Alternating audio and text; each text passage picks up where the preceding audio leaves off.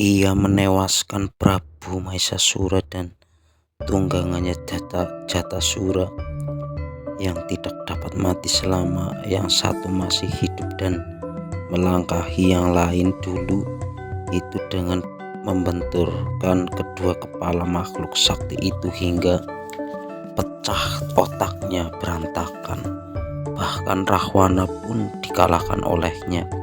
Oleh sebab itu, agar hati hamba tidak ragu-ragu, harap Paduka berkenan memanah pohon pal besar di sana itu.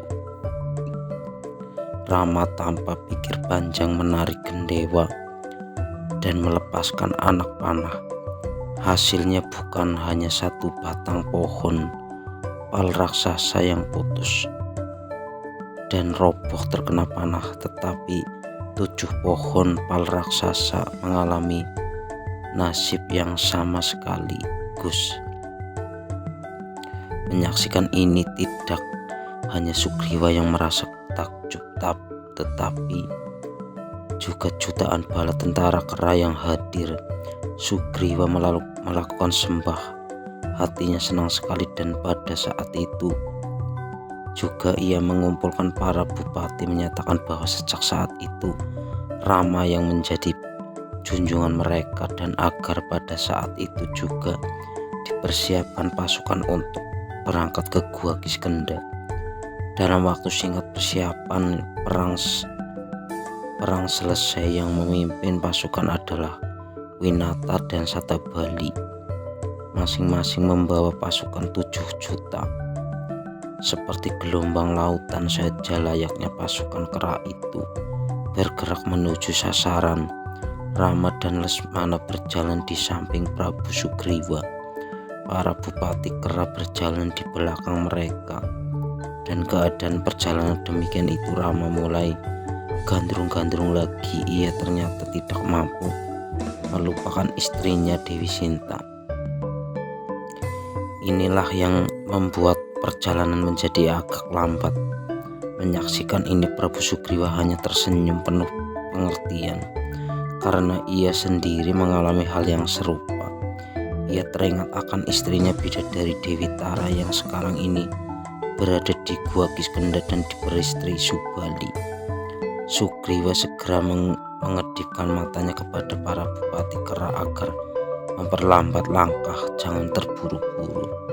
Perjalanan perang yang penuh pengertian terhadap pemimpin mereka yang gandrung-gandrung itu akhirnya sampai juga di Gua Kiskendha. Gapura istana Gua Kiskendha yang mewah berwujud gua itu telah kelihatan. Winata dan Satabali mulai mengatur gelar pasukan. Setelah gelar perang pasukan kera mulai mapan, Sugriwa segera melakukan sembah kepada Rama dan memohon diri untuk bertempur melawan Subali. Rama berkata, "Baiklah adikku, berangkatlah engkau untuk bertempur. Tantanglah Subali agar ia keluar. Nanti kalau ia sudah kelihatan, akulah yang akan menewaskannya." Sugriwa melakukan sembah dan segera berangkat mendekati gua. Ia meloncat dan berdiri di tengah-tengah mulut gua. Gagah sekali. Sugriwa mulai berteriak menantang Subali agar keluar sambil sebentar-sebentar mengeluarkan geraman menakutkan. Teriak Sugriwa itu dibantu oleh teriakan dan jeritan pasukan kera yang lain, sehingga kedengarannya seperti guruh. Pada waktu itu Subali sedang berada di taman istana. Ia terkejut mendengar tantangan Sugriwa yang dibantu oleh teriakan jutaan kera itu. Subali yang sangat pemarah itu segera meloncat dan menuju pintu gerbang, dan tanpa berpikir lagi segera keluar dari gua. Jutaan kera yang siap dalam di luar gua itu lari bersambutan karena terkejut, tetapi hanya sebentar. Mereka mengatur pengepungan lagi. Sugriwa segera menyerang lawannya. Terjadilah perkelahian yang dahsyat sekali antara kakak beradik yang dahulunya manusia itu dan sekarang ini berwujud kera. Keduanya saling tubruk, saling gigit, saling tarik, dan saling sepak. Mereka berputaran dan pukul-pukul memukul.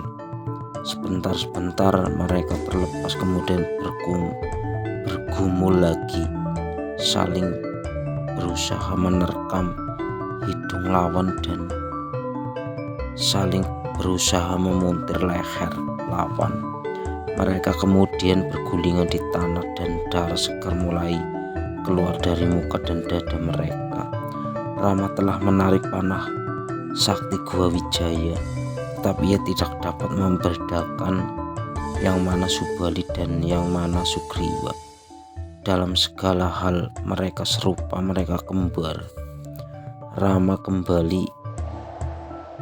khawatir kalau terjadi salah paham dalam perkelahian itu. Ternyata Sugriwa kalah. Rambutnya terkam oleh Subali. Tubuhnya diputar-putar lantas dilempar. Sugriwa terjatuh di dekat Rama dengan darah mengucur dari dagu dan keningnya. Di tepi gunung banyak pendeta cantrik dan rakyat desa yang menyaksikan perkelahian yang seru tersebut. Mereka mendoakan Prabu Sugriwa menang. Sugriwa melakukan sembah pada Rama dan berkata bernada menegur, "Mengapa Paku kau tidak memenuhi janji tidak melepas panah sakti padahal hamba sedang hampir mati keletihan?" Rama menjawab, "Maaf adikku, Kanda bingung tidak dapat membedakan yang mana engkau dan yang mana kakakmu. Kanda khawatir kalau terjadi salah paham dan salah panah, rupa dan bentukmu berdua sama."